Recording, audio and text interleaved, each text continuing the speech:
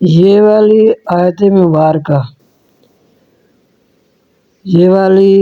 آیت مبارکہ کے پڑھنے سے اللہ تعالیٰ مصیبتیں، دکھ دور کر دیتے ہیں۔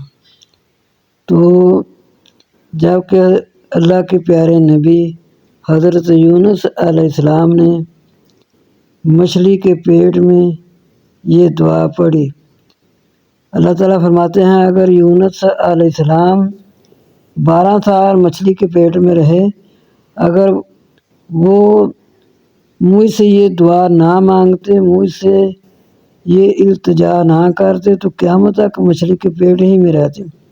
تو جب آپ نے ایک بار ہی فرمایا لا الہ الا انت سبحانک انی کنت من الظالمین، تو مچھلی کے پیٹ سے باہر آ گئے۔